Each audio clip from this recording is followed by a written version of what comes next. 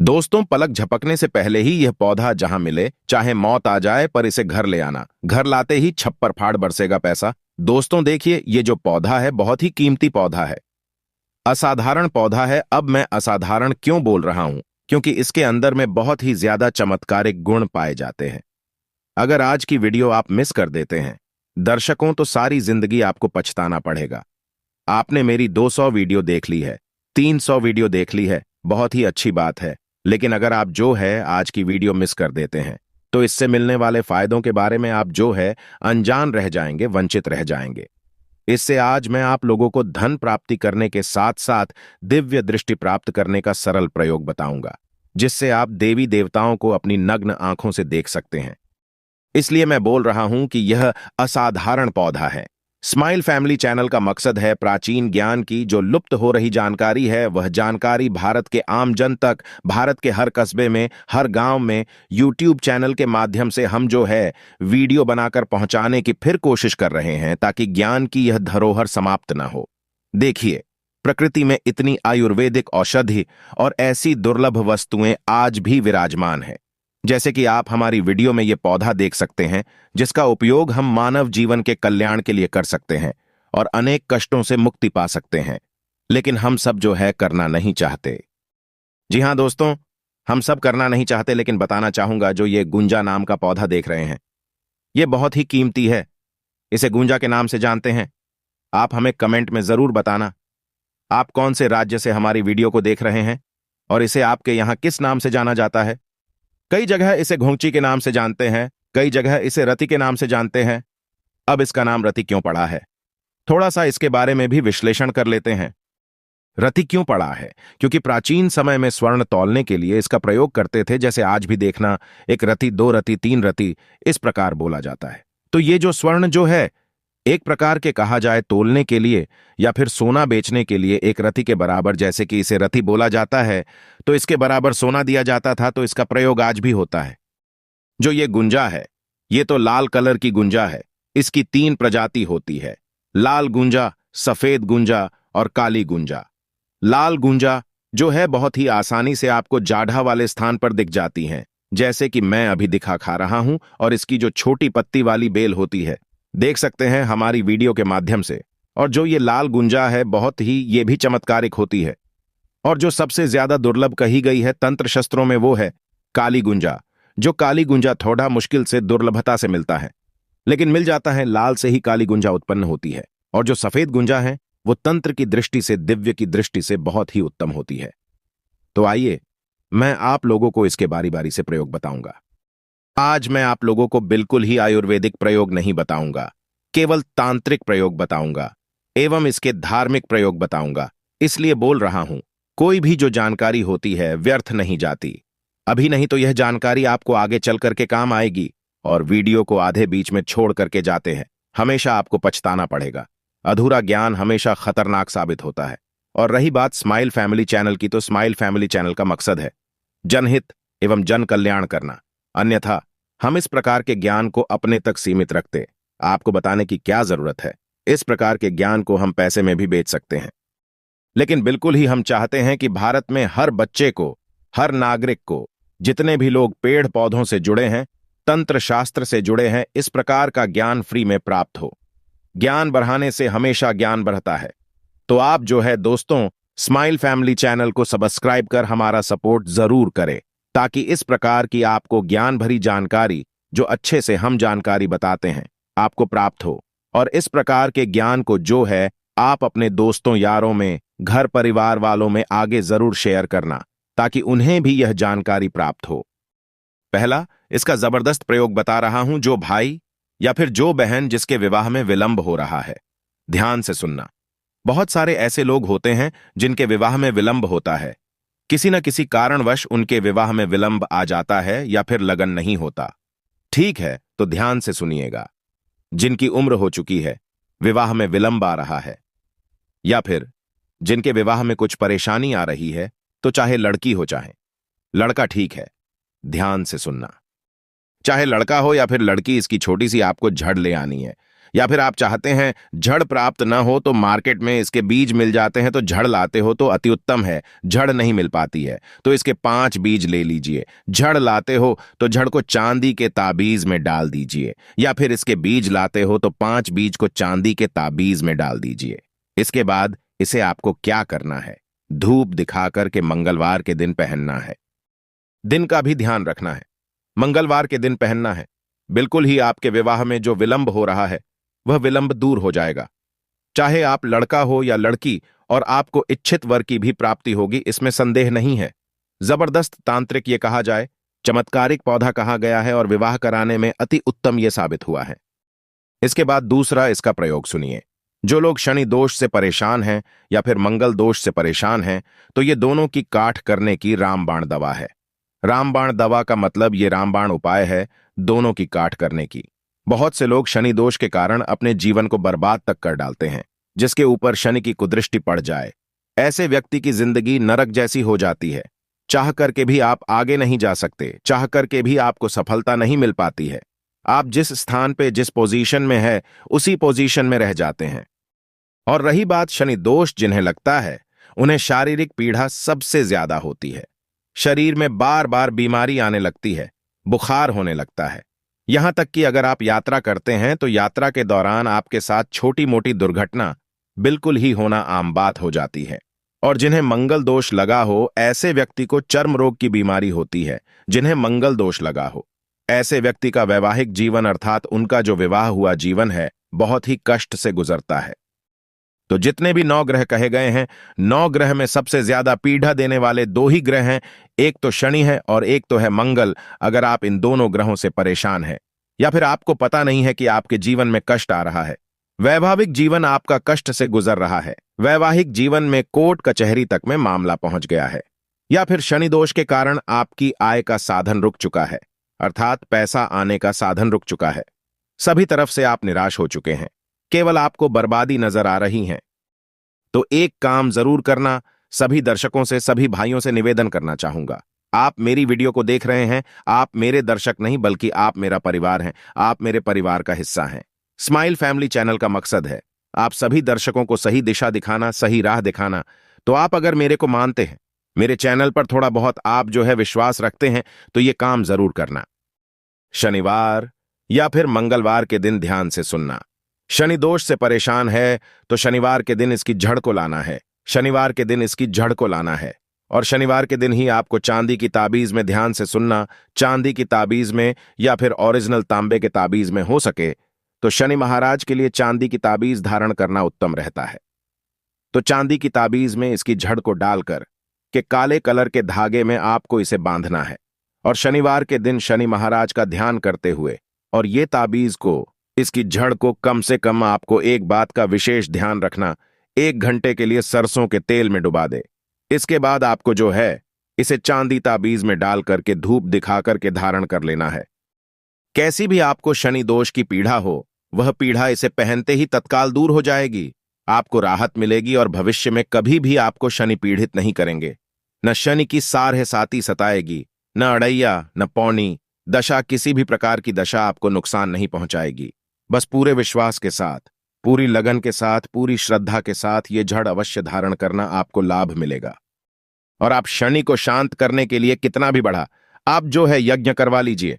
अगर शनि रुष्ट हो चुके हैं तो उससे शांत नहीं होने वाले कितना भी बढ़ा आप जो है रत्न धारण कर लीजिए, क्योंकि आज की डेट में देखा जाए तो रत्न में मिलावट होती है। लेकिन मैं जो उपाय बताया हूं बहुत ही साधारण उपाय है, जनसाधारण के लिए उपाय बताया हूं, कोई भी व्यक्ति कर सकता है, बहुत ही लाभ मिलेगा।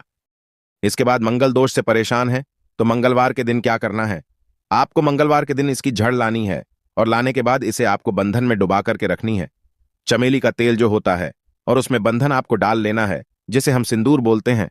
सिंदूर में आपको इसे 1 घंटे के लिए डुबा करके रखना है। इसके बाद आप जो है इसे चांदी के ताबीज में, या फिर कहा जाए तो हो सके तो आप जो है तांबे के ताबीज में इसे डाल लीजिए, और लाल कलर की जो रस्सी होती है, धागा होता है, उसमें डालकर कि आप जो है इसे धारण करें तो मंगल दोष से आपको छुटकारा मिलेगा। मंगल दोष के कारण जिनके शरीर में चर्म रोग संबंधी बीमारी हो गई है, या फिर मंगल दोष के कारण जिनका वैवाहिक जीवन बहुत ही कष्ट से गुजर रहा है, ऐसे व्यक्ति के लिए बहुत ही लाभ पहुंचाएगा। इसके बाद दोस्तों, धन प्राप्ति करने के लिए हर व्यक्ति की इच्छा होता है कि उनके घर में धन संपत्ति की प्राप्ति हो। बहुत से लोग चाहते हैं कि उन्हें अथाह धन संपत्ति की प्राप्ति हो, न समाप्त होने वाले धन की प्राप्ति हो। या फिर बहुत सारे ऐसे लोग होते हैं जो कि चाहते हैं कि कम से कम उनके घर में धन की आवक बाराच जाए, अर्थात सभी तरीके से उन्हें धन प्राप्त होना शुरू हो जाए। अगर आप जो है कठिन परिश्रम कर रहे हैं, परिश्रम करने के बाद भी आपको परिश्रम की तुल्य जितना धन मिलना चाहिए वह धन प्राप्त नहीं हो पा रहा है, तो एक काम जरूर करना, क्योंकि लक्ष्मी का स्वभाव चंचल होता है। लक्ष्मी कभी भी एक स्थान पर स्थिर होकर के नहीं ठहरती। लक्ष्मी को केवल तंत्र क्रियाओं से ही स्थिर रखा जा सकता है। तो आपको करना क्या है? ये जो रति नाम का पौधा है, ये रति नाम का पौधा लाए और इसे आप जो है छोटे से गमले में घर की उत्तर दिशा में लगा दीजिए। जैसे जैसे इस पौधे का विकास होगा, जैसे जैसे इस पौधे का आकार बढ़ेगा, इस पौधे में विकास होना शुरू होगा, वैसे ही वैसे आपके जीवन में धन, दौलत, सुख, शांति, ऐशो आराम सभी चीज आपको स्वतः ही प्राप्त होना शुरू हो जाएंगी। मैं ये जो जानकारी बता रहा हूं, मैं हवाई बात नहीं बता रहा हूं। मैं जो जानकारी बता रहा हूं, प्रूफ के आधार पर बता रहा हूं। बहुत से लोग ये उपाय आज भी करते हैं। प्राचीन जो जितने भी आप देखेंगे वनस्पति शास्त्र में, इनके बारे में आपको बहुत ही सरलता से मिल जाएगा अगर आप जो है वनस्पति शास्त्र पढ़ाते हैं, क्योंकि यह दिव्य पौधा है। इसके बाद दिव्य दृष्टि प्राप्त करने के लिए इस प्रकार की जानकारी वैसे तो समाज में नहीं देनी चाहिए, लेकिन जनहित एवं जन कल्याण के लिए इस प्रकार की जानकारी बता रहा हूं।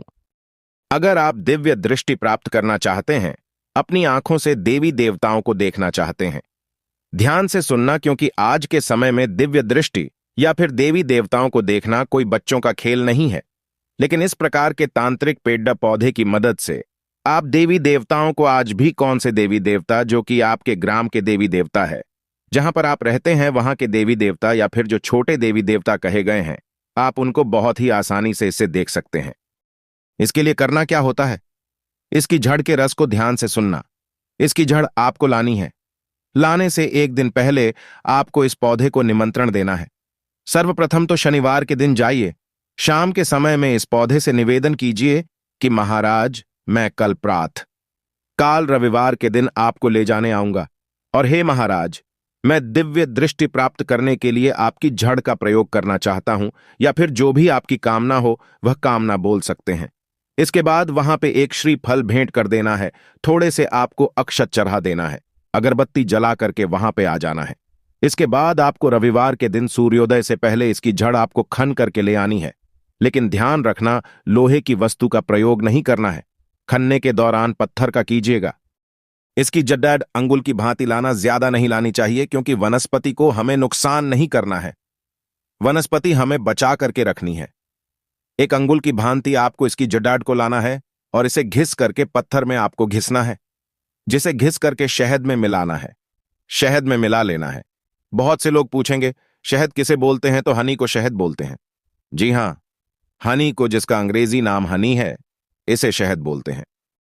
तो इसकी जड़ का रस और शहद, इन दोनों को मिला लेना है। इसे पत्थर पे पीस करके इसकी जड़ का आपको लेप बनाना है और शहद मिलाना है। दोनों को काजल जैसा बनाना है और इसे मंगलवार के दिन आपको अपने नेत्रों पे लगना है, या फिर आप चाहते हैं तो पुष्य नक्षत्र में, चाहे मंगलवार के दिन पुष्य नक्षत्र पढ़े, चाहे रविवार के दिन, चाहे गुरुवार के दिन, जब भी पुष्य नक्षत्र पड़े, अगर गुरु पुष्य नक्षत्र हैं या फिर रवि पुष्य नक्षत्र हैं तो फिर अति उत्तर है।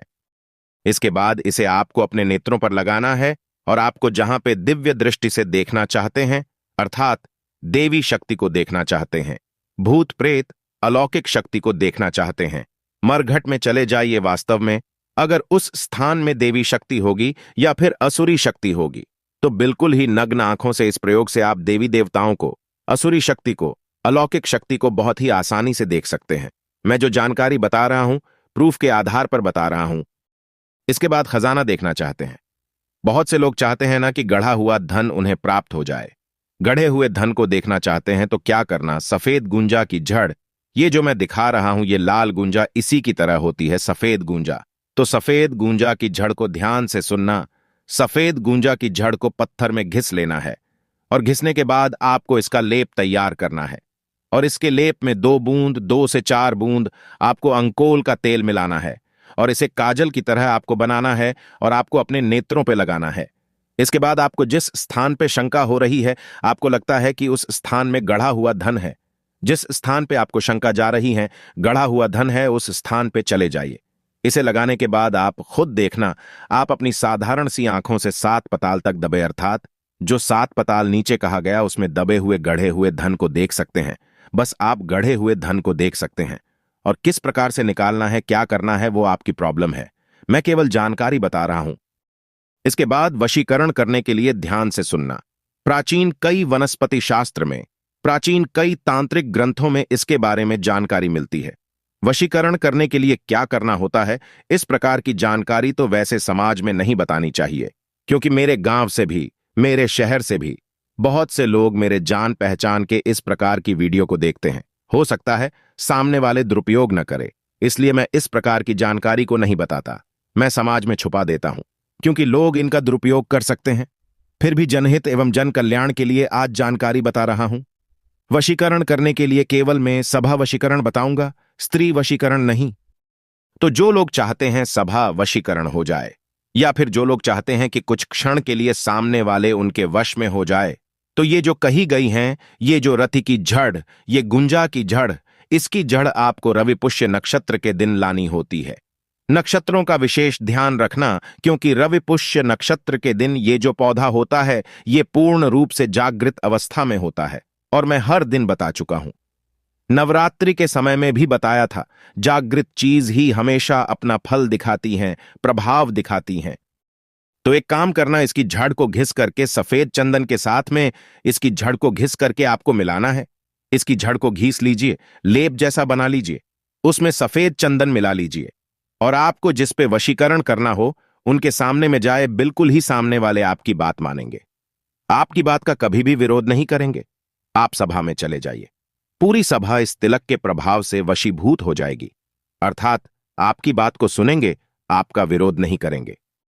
इसके बाद जो लोग चाहते हैं उन्हें कार्य में सफलता मिल जाए, उनका व्यवसाय अच्छा चले, उन्हें उन्नति प्राप्त हो, या फिर उन्हें धन दौलत की प्राप्ति हो, तो इसके बीज को कांच की सीसी में भर लीजिए।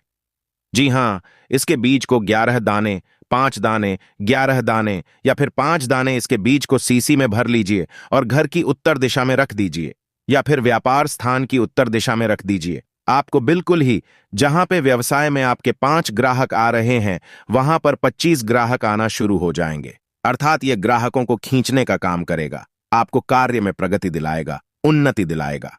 इसका बीज भी बहुत चमत्कारी होता है।